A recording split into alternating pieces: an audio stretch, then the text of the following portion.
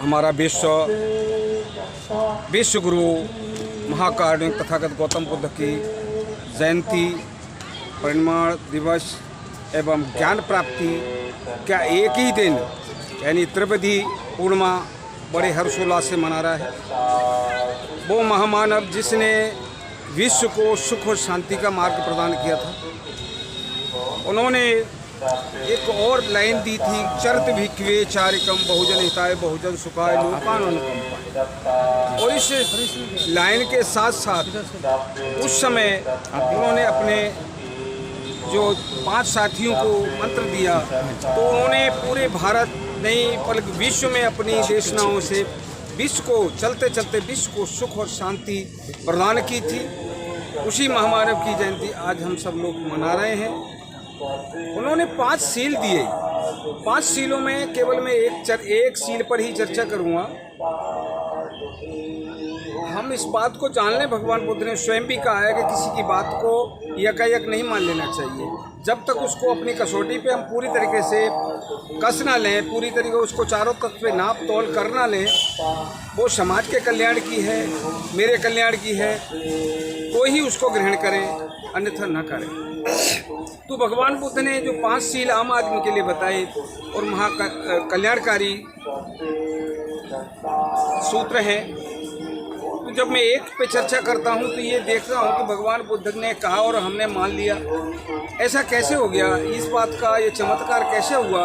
और काफ़ी लंबे समय तक सम्राट अशोक के 10वें परपोते तक ये व्यवस्था चली। तो क्या था भगवान बुद्ध के ये 5 सील निर्धारित करने का? उन्होंने पहला कहा, पाणातिपाता वीरमणि शिक्षापदं समादयामि। किसी भी प्राणी को अननेसेसरी हिंसा में रति नहीं रहना चाहिए। हिंसा में रति नहीं रहना चाहिए, बार बार हिंसा नहीं करनी चाहिए, बेकार में हिंसा नहीं करनी चाहिए। तो इतनी बात कह के भगवान ने छोड़ी। पर हम ये जान लेंगे क्या जिसने सुना कि वो मानेगा? कब तक नहीं मानेगा? जब तक उसे स्पष्ट नहीं पता चल जाएगा कि हिंसा करने से जिसको हमने मारा है वो तो मर के चला गया, मगर उससे ज़्यादा हमको दंड मिल रहा है, मिलेगा। जब तक वो इस बात को नहीं जानेगा तब तक वो हिंसा करता है। भगवान बुद्ध की बात सुनी और छोड़ देता हूँ। जब उसको खुद दंड मिलने लगता है, कैसे दंड मिलता है, कैसे मिलता है, ये आप जान लें। कैसे मिलता है? जब कोई व्यक्ति किसी की हिंसा करता है, उसे क्रोध जगाना पड़ता है, उसे जोश जगाना पड़ता है, उसके शरीर में खून में हीट आती है, गुस्सा आता है। जब जोश आता है, गुस्सा आता है, तो हमारे खून के अंदर, हमारी बॉडी के अंदर जो हमारी बॉडी को चलाने वाले सेल्स हैं, उनके मरने की संख्या ज़्यादा हो जाती है। जब मरने की संख्या ज़्यादा हो जाती है तो हम बेहोश हो जाते हैं। बेहोशी की होती है, काफ़ी देर में होश आता है। तो जो कीटाणु चलाने वाली संख्या है, वो जब मरने की संख्या वहाँ ज़्यादा होगी, तो जो हमारे चमड़ी के अंदर क्षेत्र हैं जिनके माध्यम से मिट्टी बाहर निकल के आती है, वो छेद कम पड़ जाते हैं, यानी पूरे मरे हुए कीटाणुओं की मिट्टी बाहर नहीं आती। और जो मिट्टी रह जाती है वो नाना प्रकार के रोगों को जन्म देती है। उसको हम दूसरी भाषा में कहते हैं कि इसको पाप लग गया। नाना प्रकार के रोगों ग्रस्त होता है वो व्यक्ति। दूसरी कड़ी में वो व्यक्ति भयभीत होता है। भयभीत मन कभी भी अच्छे काम को नहीं कर सकता। भयभीत मन कभी अच्छी बात को सोच नहीं सकता। जब अच्छी बात सोच नहीं सकता तो अच्छे कर्म कर नहीं सकता, तो वो अपने आप को पतित होता चला जाता है। तो ये क्रिया भगवान बुद्ध ने पहले देखी, फिर प्रैक्टिकल करा और फिर लोगों को समझाया। उसके बाद लोग मानना शुरू करे। माने तो सभी लोग सुखी और समृद्ध हुए, आबाद हुए, भय से मुक्त हुए। ये मैंने पहला सील पर चर्चा की। बाकी 5 सील इसी तरीके से लोगों को भयभीत करने वाले हैं, बेचैन करने वाले हैं और लाचार करने वाले हैं। तो सभी लोगों से निवेदन है कि 5 सीलों का पालन जरूर करें, हर व्यक्ति करे, सबका कल्याण होगा, सबका भला होगा। इन्हीं शब्दों के साथ सबका मंगल होगा। उपासक जी, मैं आपका परिचय लेना चाहूँगा थोड़ा सा।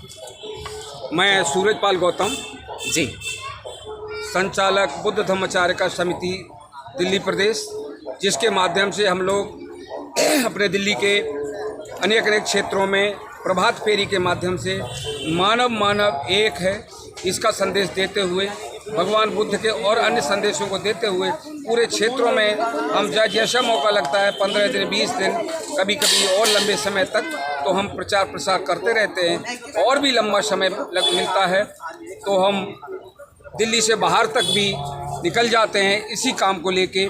चारिका को करते करते अनेक अनेक क्षेत्रों में प्रभात फेरियां करते हैं, वहाँ देशना करते हैं, लोगों को समझाते हैं। आज हमारे साथ काफ़ी लंबे काफ़ी जगह से संदेश आ रहे हैं, आप हमारी तरफ कब आओगे, हमारी तरफ कब आओगे, ऐसा लोगों का रुझान आ रहा है। तो मैं समझ रहा हूँ कि बुद्ध का संदेश जा रहा है। मैंने जो थोड़ा सा प्रयास किया है उसका लोगों पे प्रभाव पड़ रहा है।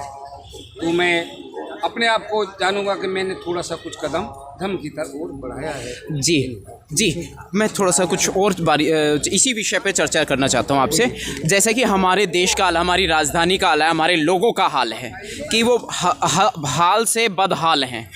इसके लिए जैसे धम्म क्रांति आप कर रहे हैं, धम्म देशना चल रही है, आपने बताया कि आप प्रभात फेरी करते हैं, जगह जगह। हमारे यूथ का क्या हाल है हमें पता है, हमारे जो लोकल हालात हैं वो उतने बेहतर नहीं है, इसमें कहीं हम कमज़ोर पड़ रहे हैं। ठीक, देखिए जब बैदरथ की हत्या हुई, उस मित्र सिंह द्वारा हत्या हुई थी, उससे पहले की जो दशा थी बुद्ध काल से लेकर सम्राट अशोक के 10वें परपोते तक, तो बहुत ही सुदृढ़ बढ़िया थी।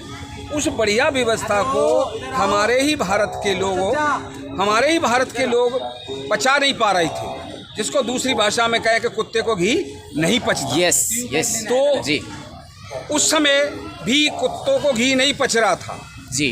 और आज जब बाबा साहब के माध्यम से जब हम लोग पढ़े लिख के थोड़ा सा ऊपर उठे हैं और लोग सुख और शांति की तरफ जा रहे हैं, कुछ अच्छी नौकरियों पर जा रहे हैं या बिजनेस की तरफ जा रहे हैं, तो वो कुत्तों को फिर घी नहीं पच रहा, वो लोग फिर हमें नोचने में लगे हुए हैं और अशांति की तरफ ले जा रहे हैं या शिक्षा की तरफ ले जा रहे हैं, सिलेबस को बदल रहे हैं, शब्दों के अर्थ बदल रहे हैं। यस। तो इसमें हमें बहुत सावधान रहने की ज़रूरत है, नकली लोगों से सावधान रहने की ज़रूरत है और हमें देखना है सिलेबस के अंदर कि ये सिलेबस किसका लिखा हुआ है, ये हमें कहाँ ले जाएगा।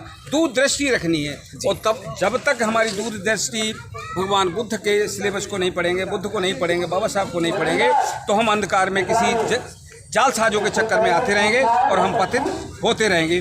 तो हमें हर क्षण राजनीति पहलू पे, धार्मिक पहलू पे सजग रहना है। जी, जैसा कि आपने कहा कि जालसाजी ये मनोव्यवस्था की इतनी मजबूत है कि हम सब मिलकर उसको कमज़ोर नहीं कर पा रहे हैं आज भी।